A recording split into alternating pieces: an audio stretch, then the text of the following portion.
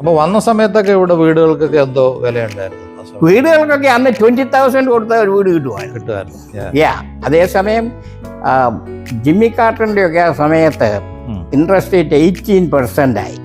ഇവൻ farmers branch ഒക്കെ ഇരിക്കുന്ന പാടമൊക്കെ ഫാം ലാൻഡാ. It was owned by 2 people, thousands of acres. ഞങ്ങള് ഇന്നിവിടെ വന്നിരിക്കുന്നത് ജെയിംസ് മേപ്രത്ത് ഈ അങ്കിളിനെ മീറ്റ് ചെയ്യാനാണ്, ആൻറ്റിയെ മീറ്റ് ചെയ്യാനാണ് വന്നിരിക്കുന്നത്. ഇവർ രണ്ടുപേരും ഇവിടെ ഡാലസിൽ സണ്ണിവെയിൽ എന്ന് പറഞ്ഞ സ്ഥലത്താണ് താമസിക്കുന്നത്. ഇവര് 1970 നാട്ടിൽ നിന്ന് ഇവിടെ വന്നവരാണ് രണ്ടുപേരും.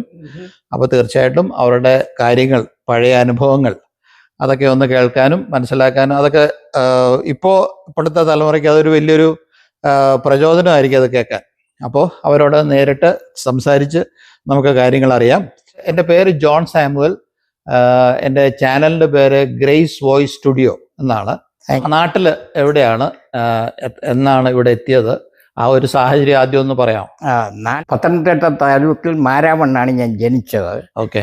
എൻ്റെ ആദ്യ വിദ്യാഭ്യാസമൊക്കെ ഹൈസ്കൂൾ വരെ മാരാമൺ തന്നെ നടന്നു. ഓക്കെ. അതിനുശേഷം കോഴഞ്ചേരി സെൻറ് തോമസ് കോളേജിൽ നിന്ന് BA ഡിഗ്രി എടുത്തു.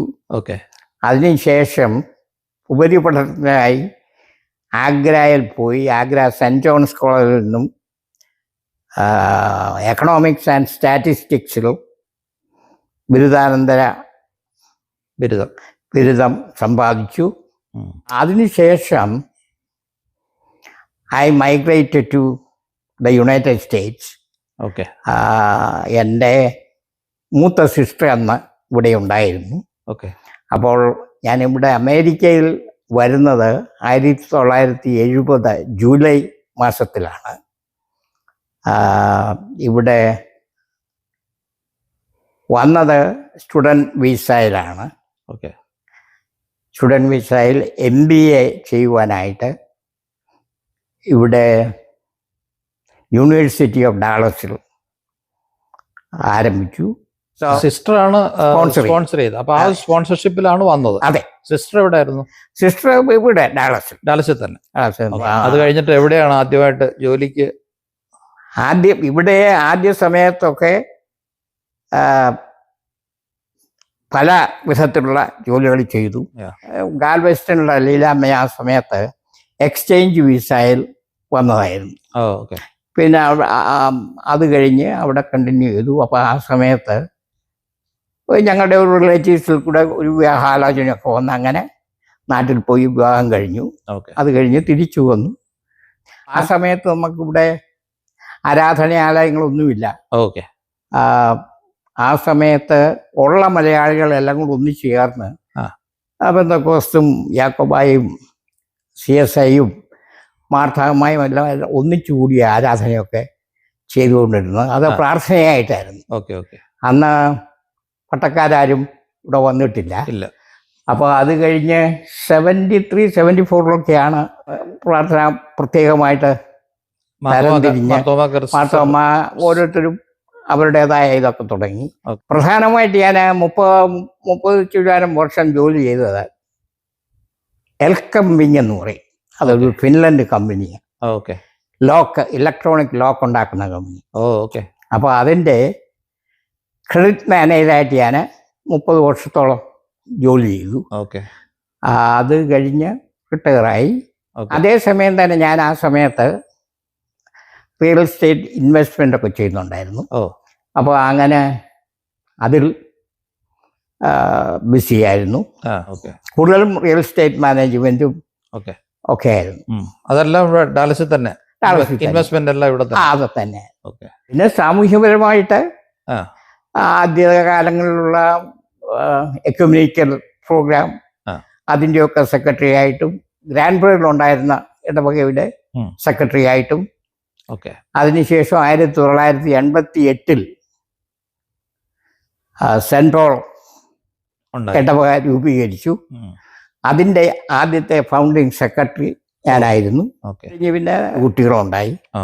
ഒന്ന് ഒരു മകന്, പുള്ളി ഇപ്പോഴ് MBAയും ഒക്കെ കഴിഞ്ഞ് ഇപ്പോൾ മൈക്രോസോഫ്റ്റിന് വേണ്ടി പുള്ളി ജോലി ചെയ്യുന്നു. ഇവിടെ നിന്ന് അതെ, ഇവിടെ. ഈ വീട്ടില് താമസമായിട്ട് എത്ര ആളായി? ഇവിടെ ഇപ്പൊ 22 വർഷമായി.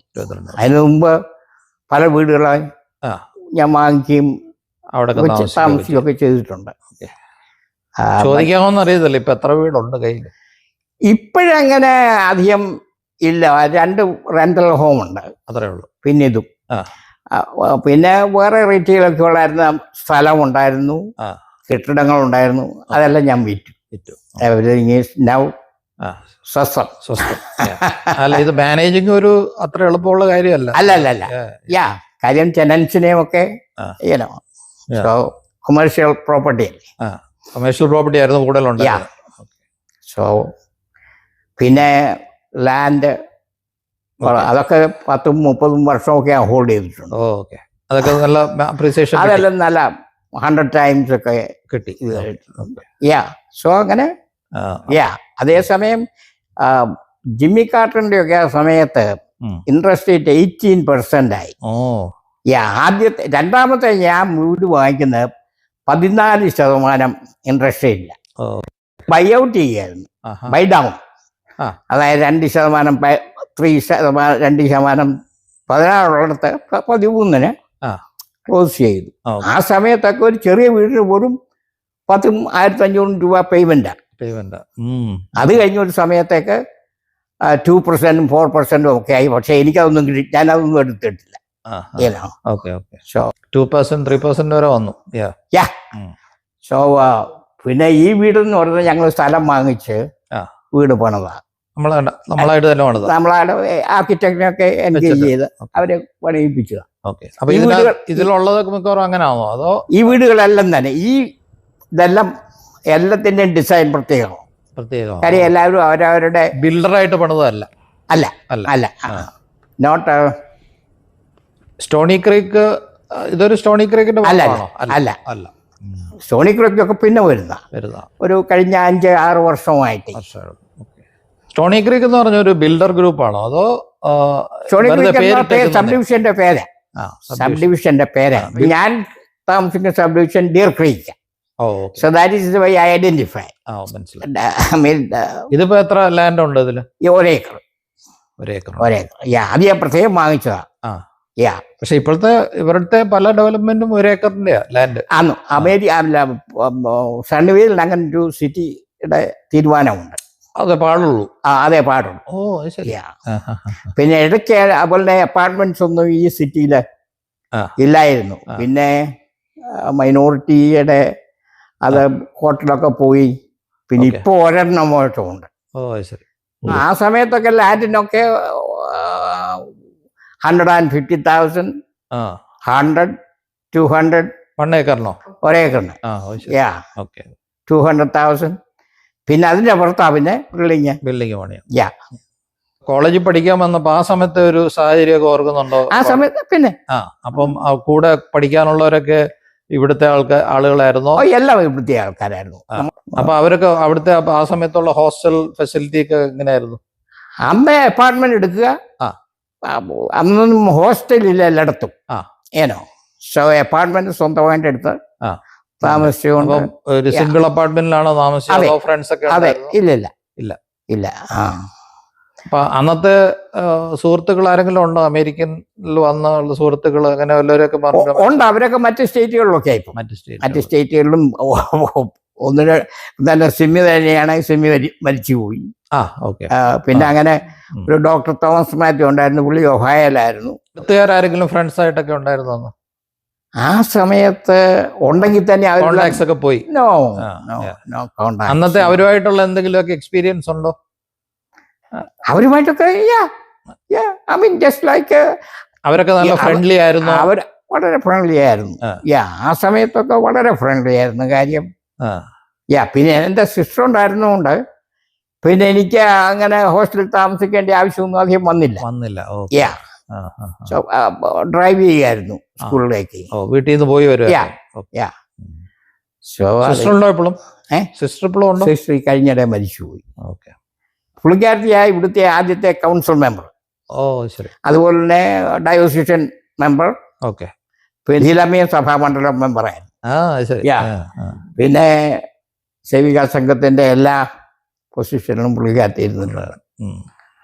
അലക്സാണ്ടർ തിരുമേനി ആയിരുന്നു അന്ന് അലക്സാണ്ടർ തിരുമേനിയ. അലക്സാണ്ടർ തിരുമേനിയ ഈ ചർച്ച തുടങ്ങാനുള്ളത്. ആ സമയത്തൊക്കെ culture was different, politics and all that. അതെ അതെ അതെ. Yeah. Unless you have some contacts and all that, it won't happen. Yeah, yeah. None of the people here felt that we are going to get another church here at that time. Mm.